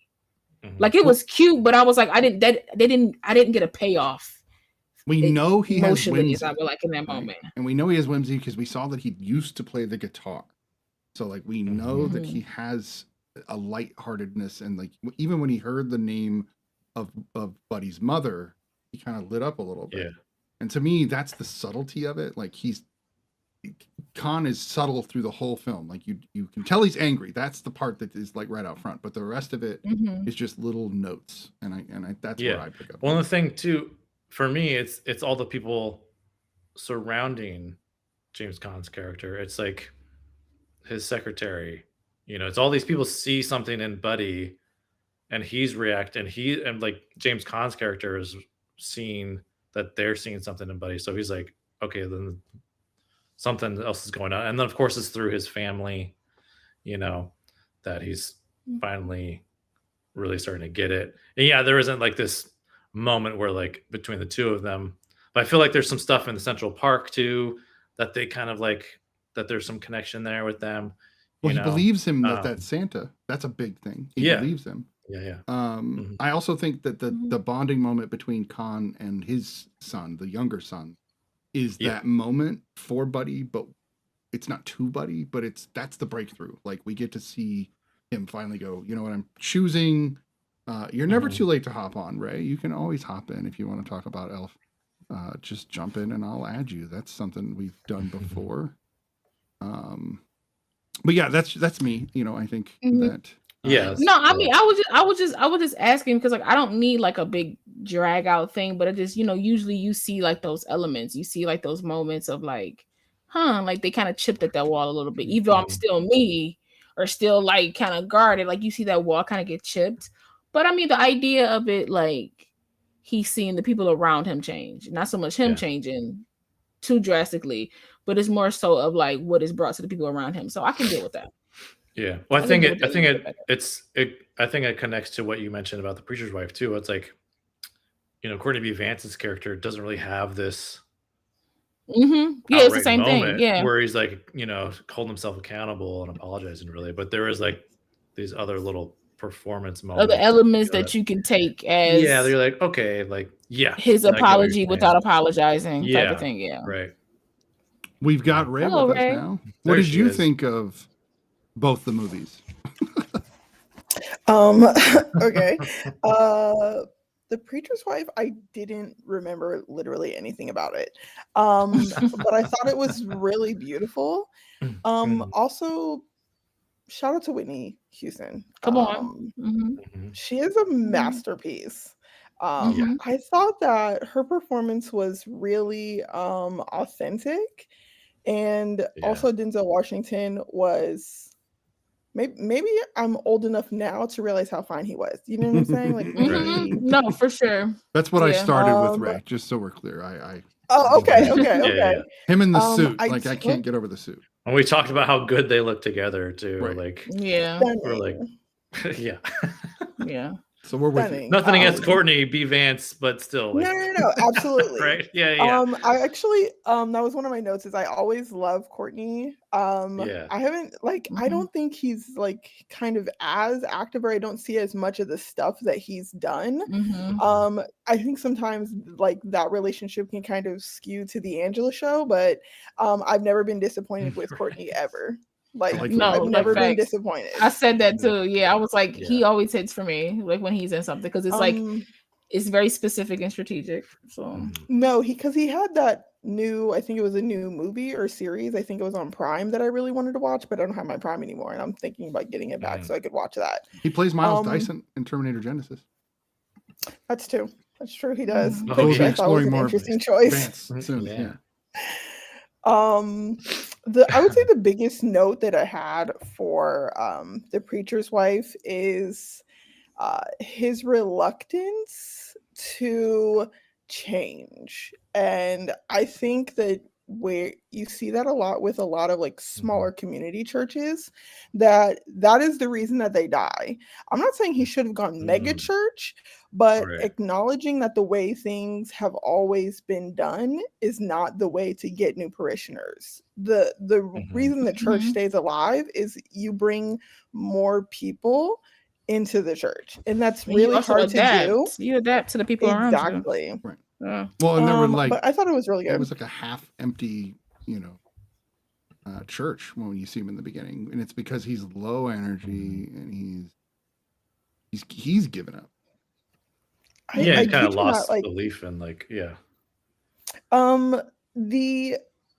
thing that it made me think about really is like my own like home church. Like, is I was raised Catholic, and Catholic churches are dying around the country.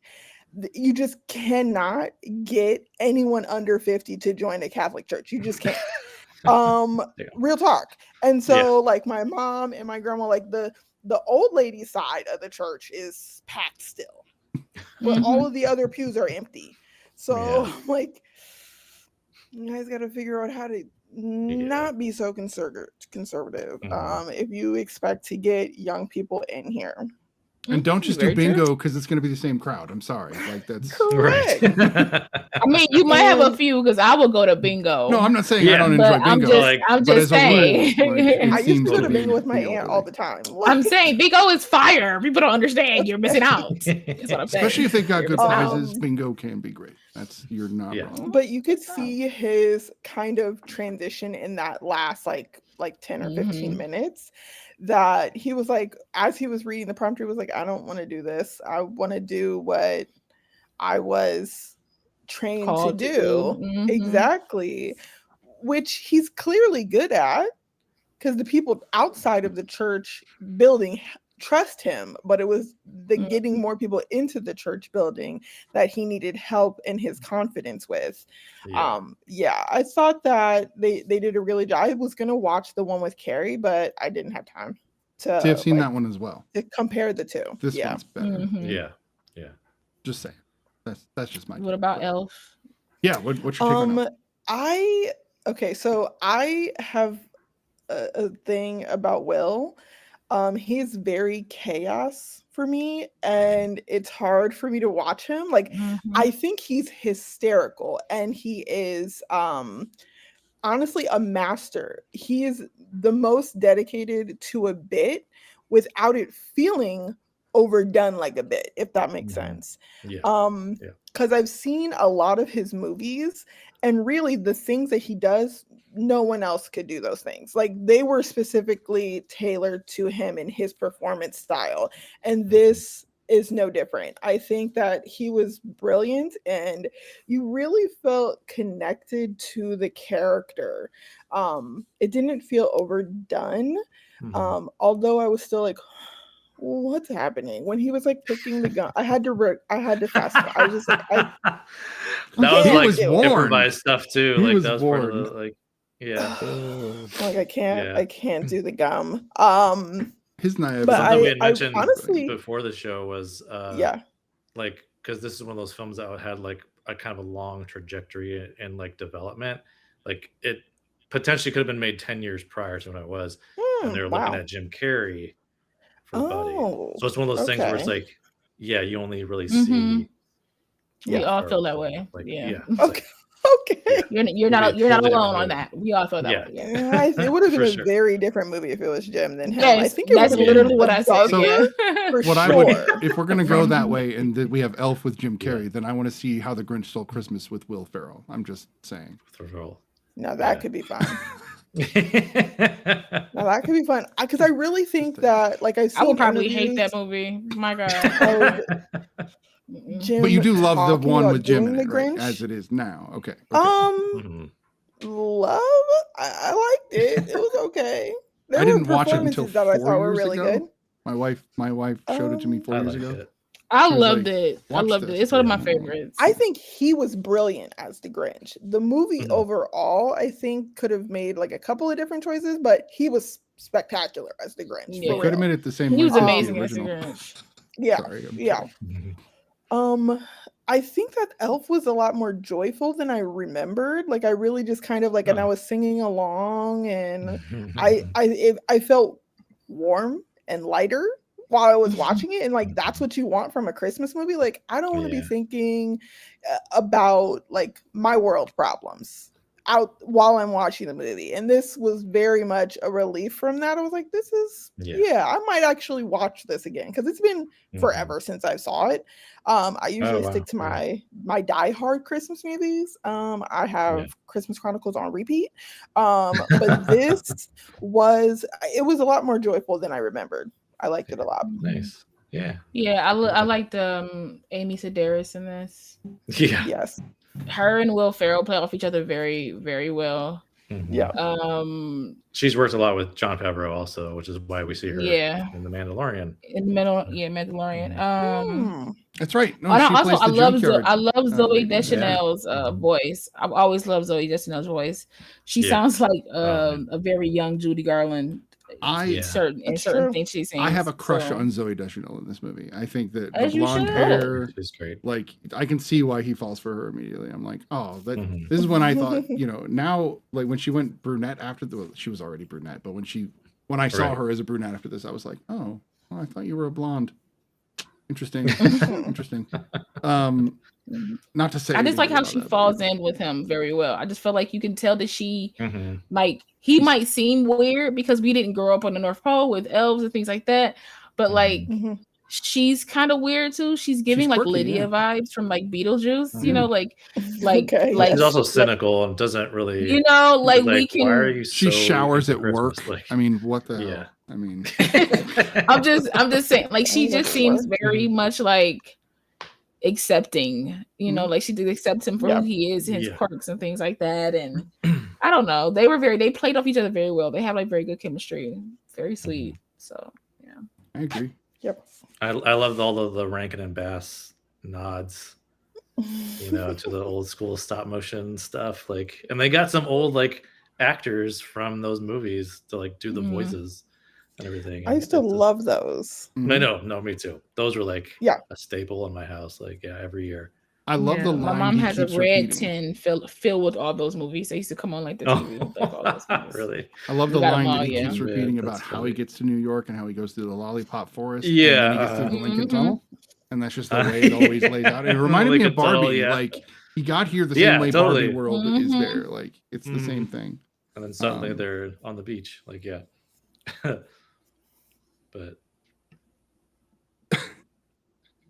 Kyle Gass makes an appearance in this movie, which is really odd. Yeah, I had to look it up, and I was like, I know my brain is not tricking me. That is definitely, and 100%. It was. I was like, wow. Andy Richter and Kyle Gass, who looked like the same guy sitting next to each other. I was very thrown off by that. I was like, are these the same? They have the same like voice, even. I don't know. But just watching them kind of play like sleazy, like kids book guy, like writers. I don't know. Yeah. And then of course we haven't even mentioned the epic Peter Dinklage showing up. Fantastic. Who is great. And this, of course, like pre-Dinklage. Can I just say also that like Peter Dinklage, like he aged like fine wine. Like he's still good looking to me. I was like, sir. Wait a second. I said, wait a minute. Look at you. I said, you have not changed. You just gotten better. I said, all right. Yeah. Hey, sir. I love it. I learned so much about a lot today, just from that. Hey, you learned that. You learned that if you find, you find. Don't matter. That's right. Don't matter. I love it. I forgot that he is in it. He plays the pediatrician or the doctor they take him to see if he's actually the Jon Favreau's got a little cameo. I know. Yeah. Oh yeah. I mean, if you're an actor first, there's no way you're not going to put yourself in your movies on some level. Right. I don't know. The only, not that I want to say anything negative about the film, but the only thing that stands out to me ever is probably what La was mentioning about James Caan, and it feels like he's there pretty quickly. He doesn't get enough time to come to grips with this, and I think that's what I kind of meant by the middle act is short, but I think it still works. we're not him. It's more about the kid than it is about him.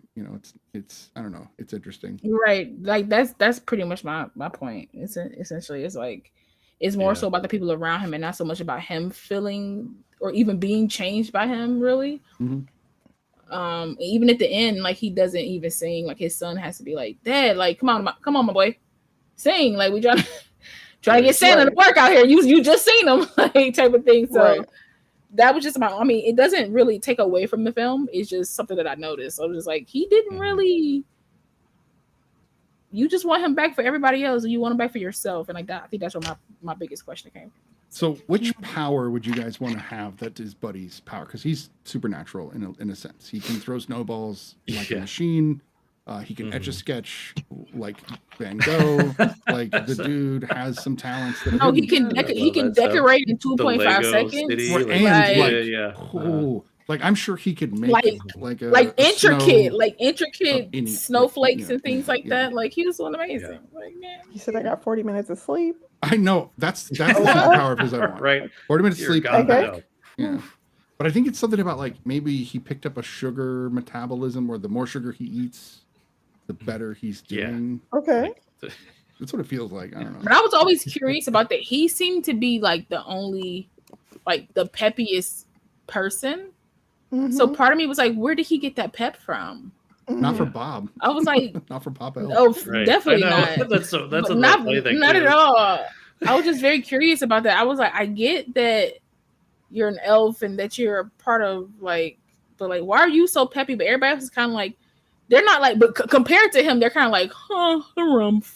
Compared to him, he's very maybe we didn't get to see the trolls much other than that they were there. So maybe he hung out with them and they were all very hyperactive, and we just don't know. Well, I think part of it's because he feels inferior compared to the other elves, and so he's trying to like make up for that lack that he feels himself. I can see that. Yeah, or maybe elves are just plain faced when they're always happy because they're always happy. Right, it shows on a human differently. That's the standard, but. Hey, I love all these. So. I love all these. It's not the real study; it's the real speculation. Like that's an what we do. To be with the elves, like I don't think he didn't know he wasn't human. I do believe he did realize he wasn't the same as the other elves, though. And so, as kind of a compensation, like he was excited to do what they do because he grew up with them, obviously. Yeah, but like, he didn't know he was different. And I think that could be. It's like I get to be like you guys, you know. I get that. Yeah. Like I'm saying, I'm digging it all. I love it. I love it all to pieces. Yeah, because it all makes sense to me. It all could work. I dig it. Do they let Buddy's kid grow up in the North Pole for a while before he comes back to New York? Yeah, I imagine it's like they probably live mostly at the North Pole, and then they go back to visit for holidays, you know, stuff like that. Go through the they probably there for a stretch. I doubt Jovi will want to spend the majority of the time at the North Pole. Like. So this is cool every once in a while. We need to go back home. I don't choose the North Pole over a regular life. Being a regular I think a lot of us would. I mean, I'll take the Santa Claus North Pole. It's very elaborate. There's a lot there. This I don't North know. Pole It's not really. It's not really built for me. Will I make it through the doors? I'm just kind of like, once. Well, they gotta manage Santa, a person my size. So. Yeah, there was 2 doors. You remember that most of them had a smaller door and a bigger door? True.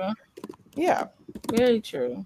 My bowl full of jelly would have fit all over that. I would have made it. Sir. I've got the bowl full of jelly. I'm sorry, I do. I don't have the super gray beard.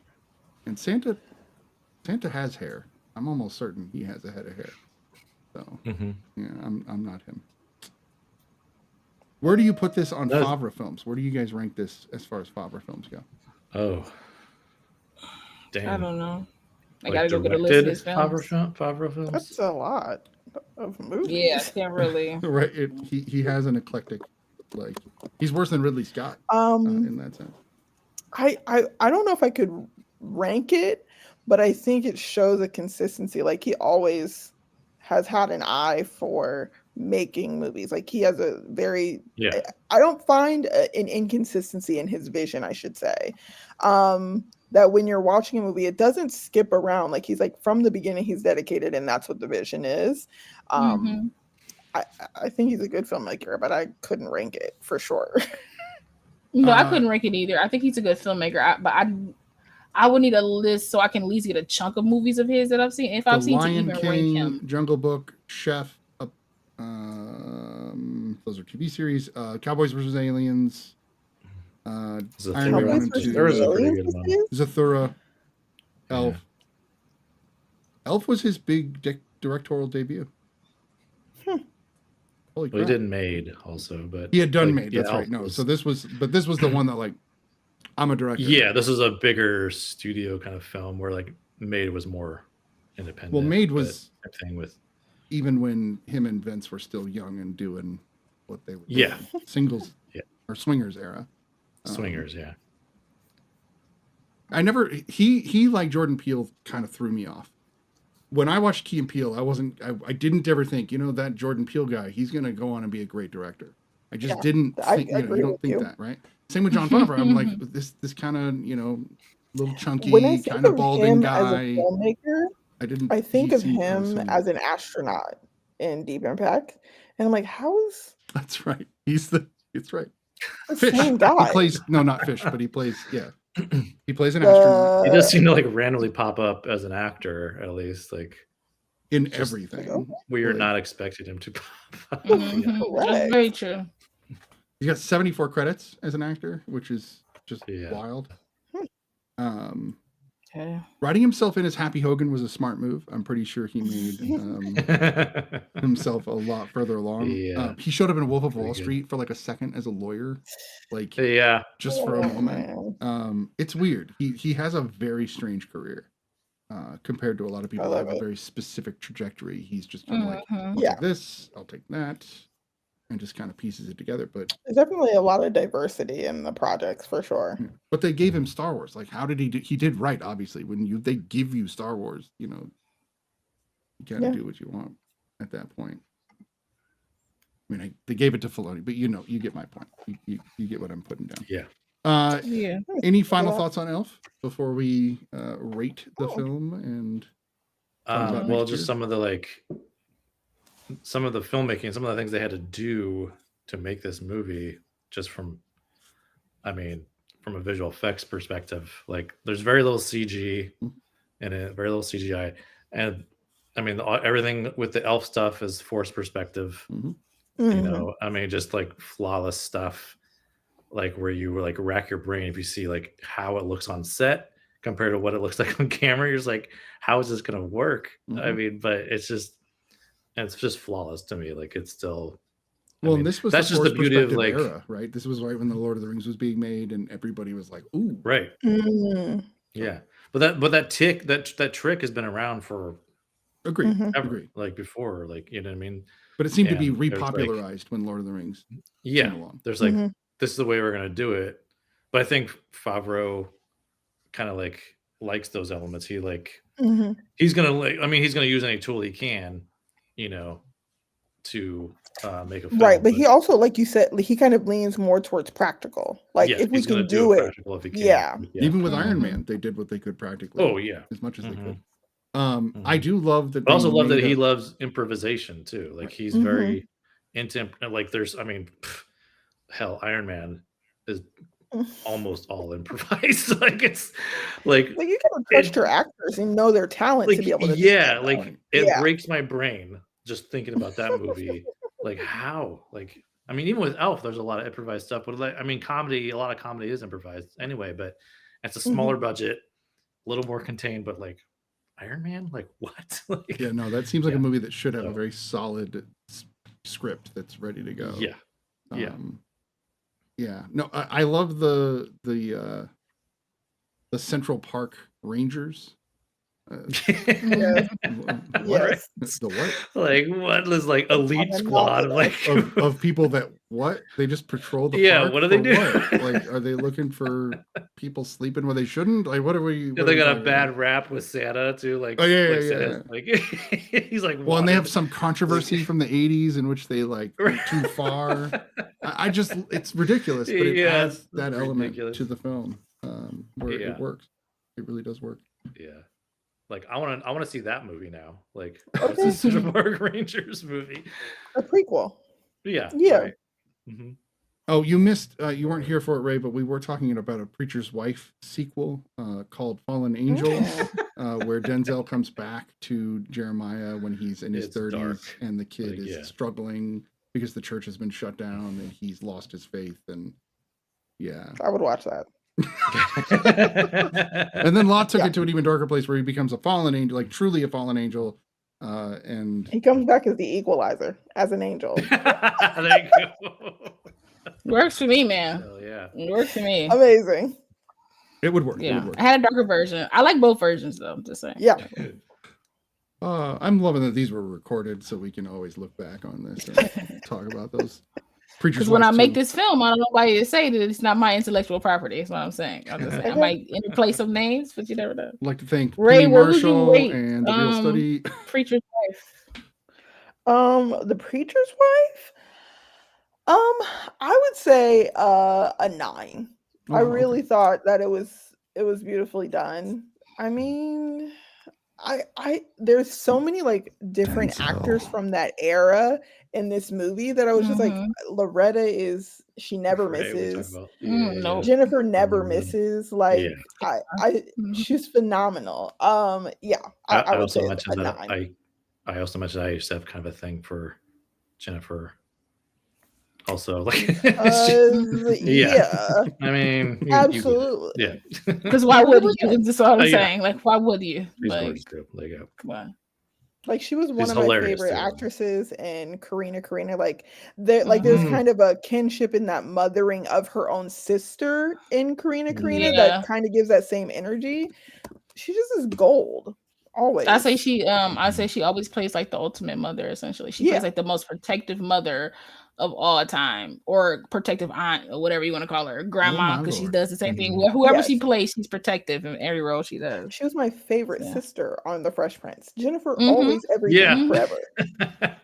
Yeah, I think that's where I first fell in love with her, was Fresh Prince. Yeah.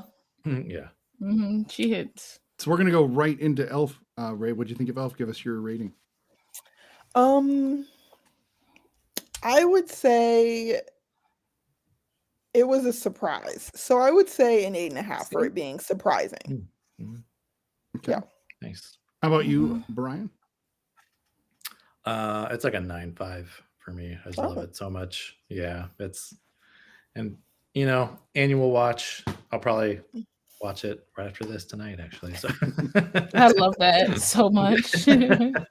How about you, La? Wait, Brian, what did you give it? A 9.5. 9.5. Yeah. Okay. Oh, that's right. You had your predictions. That's right. Yeah.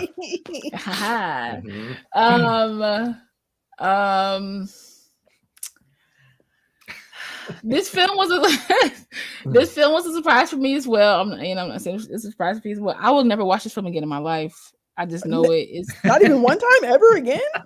Probably not. Not on my own accord. I will probably, like, if I'm around people and they're like, "Hey, let's watch Elf." Right. Not even for Faison, not one more time, even for him. I know, like, he's so good at that. I'll probably just go to YouTube and go get his clips. Like, I'll just go get his clips. Yeah.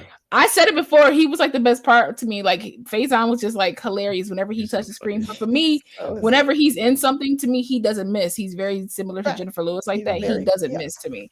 I don't know. This is. Y'all gonna hate me, but like it was great, but still I still found elements. I'm gonna give it a 7. I'm gonna give it a 7. That means you might rewatch it then. Yeah, you never know. It's a possibility. years. If somebody from turned it now, on, you never know. Or tomorrow, you never know. That's all I'm saying. Can we get a 0.5 for the dude in the mailroom saying he was 26? Like, come on. Like, I know.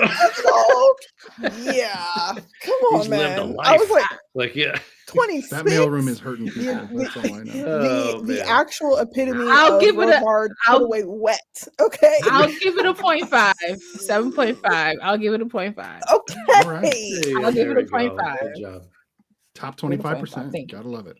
Talk that up half. Talked it up half.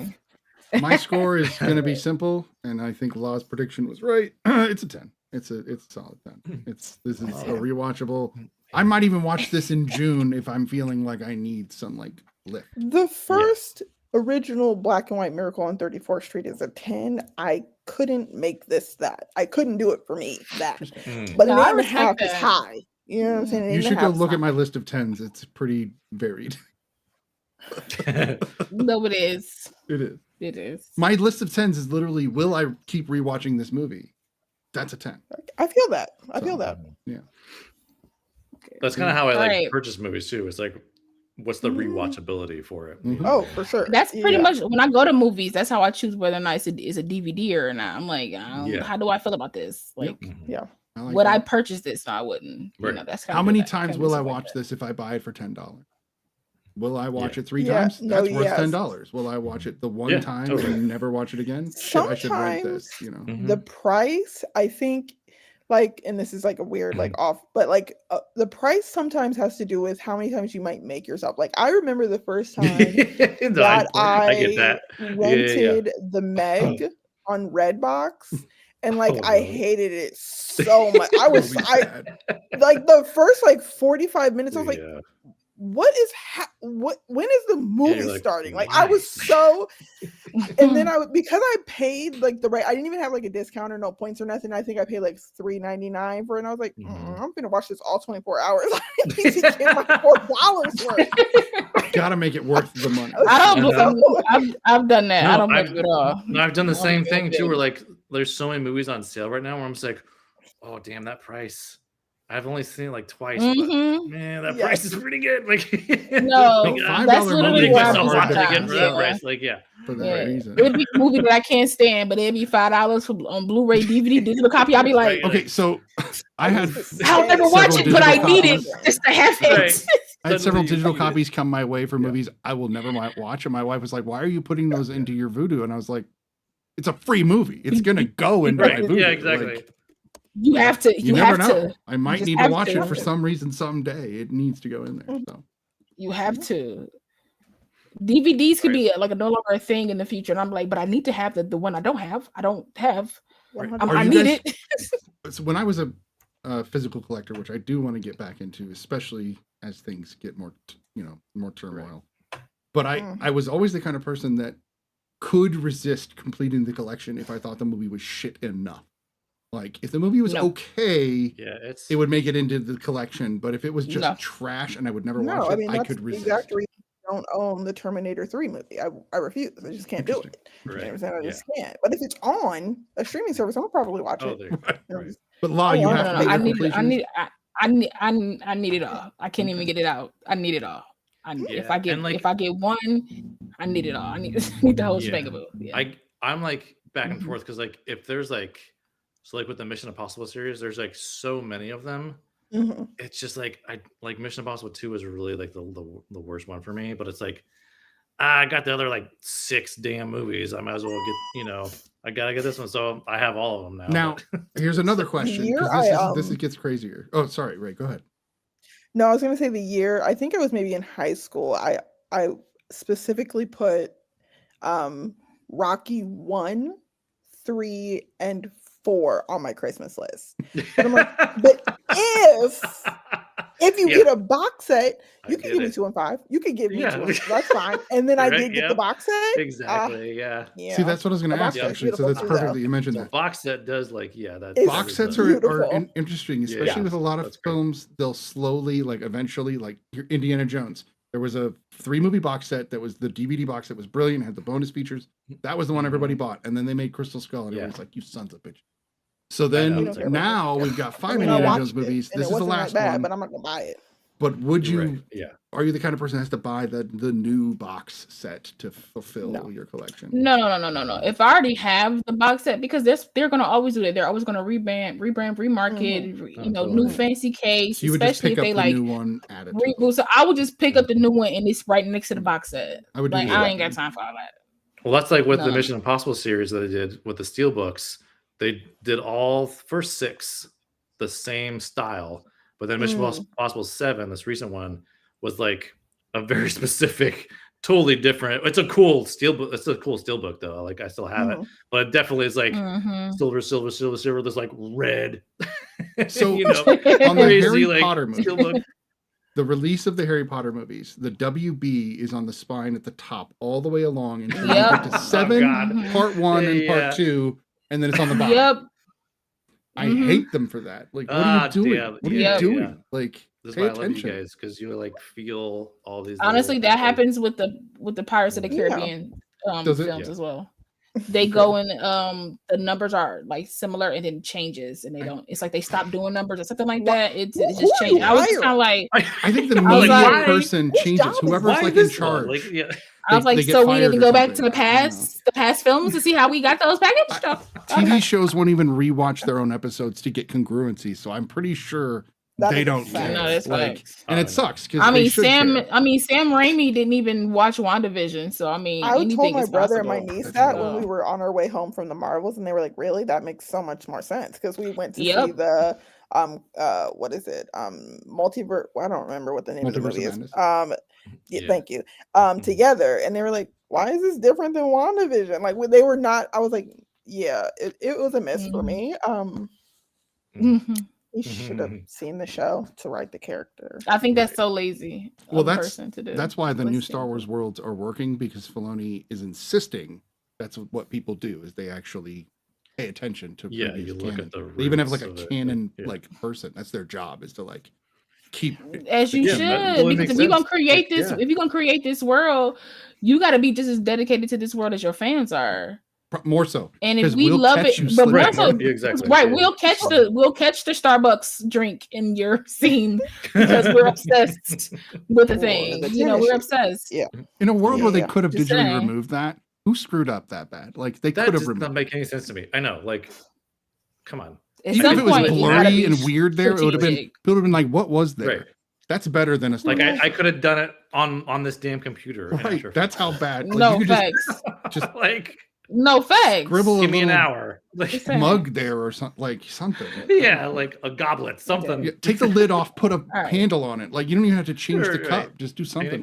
It could have, it could have been like a thing of ale or something. It could have, y'all could have switched that to something. Jar of pig's feet. I don't know. Hilarious. Something.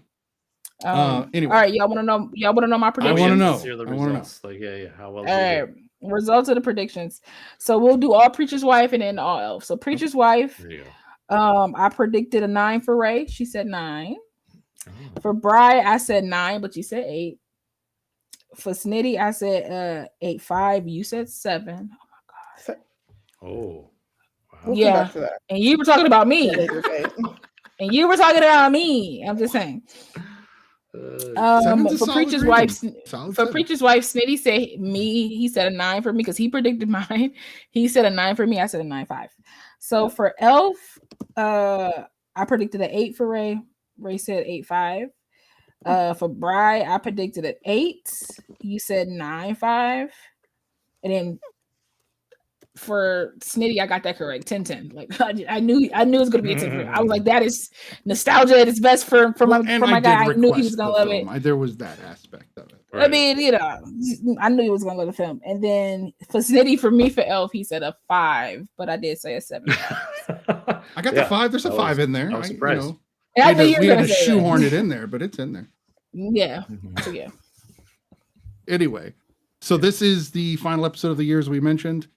We will be, as we've pointed out before, and we'll show you on the poster wall again, we will be visiting the entire Terminator series, 6 films, Terminator, Terminator 2, Terminator 3, Salvation, Genesis, and Dark Fate, in that order over 2 episodes. So please do catch us for that. And then, of course, many. You might be surprised what I say about Salvation. Really, because like it didn't get panned. Maybe. People liked it. So. Oh, okay. I love Salvation. I always thought. Yeah. I've always heard a lot of like negative stuff about. There have been people complaining about it, but I love it. Yeah. 3's the one I heard got the like worst. Like 3 gets destroyed. Because it is the worst. Oh yeah. I mean. But anyway, there's plenty of Terminator time. We're gonna get into it. We really are. And then, of course, now that the strike's been over for a couple of months, we will be full-fledged into all the movies. Do check out any new movies you want to, because we will have Brian more than likely going to the theater on a regular basis, as well as the other hosts of the show. I will continue to monitor streaming and let you guys know of any new streaming movies I see, etc. And we will keep you guys up to date and tell you what good movies there are. La, did you want to tell them our yeah. So per usual, folks, don't forget to follow us on all social media. That's The Real Study, REEL Study. You can also follow us separately because we are all on our own social media separately as well. But we do get together and do some things for The Real Study. We will be doing some more things come over the holiday season. We're going to be incorporating some new things. But as always, join us on Discord. Okay, we would love to have you. Maybe you could suggest a movie or something that we can like partake in. We do have veto power, but we rarely use it. Please, we have games, we have discussions. We're always working on figuring things out on how to bump us up a little bit. And that comes from you. If you just share us around, come follow us. Don't forget to sub. If you want to, devote some of your funds to helping us beef up the channel even more, we do appreciate any donation that you would like to give. We don't have a certain number, but if you want to give $1, give $1. If you want to give more, and we appreciate it. But as always, it's The Real Studies. Happy holidays, everybody. Happy holidays. Bye. Absolutely. Thanks, we will guys. see you guys Enjoy your break. Year. Next year in a few weeks. In a couple of weeks next year. I know, which is so wild. It is. Yeah, I know. 2024, here we come. God. You guys will see us then. Oh yeah, my birthday's coming too. That's right. Yeah. Happy birthday. Happy birthday. Since we won't be able to say that to you until Yes. Night all. Yeah.